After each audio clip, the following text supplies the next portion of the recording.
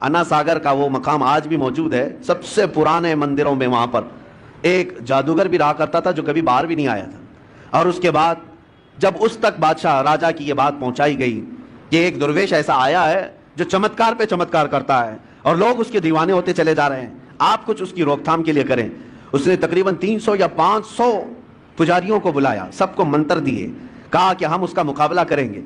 ایک درویش کے مقابل کے لیے 300 یا 500 لوگوں کو منتر دیے گئے، پڑھائے گئے، ٹریننگ کی دی گئی، اور اس کے بعد اسی پہاڑی کے دامن میں آپ کو بلایا گیا۔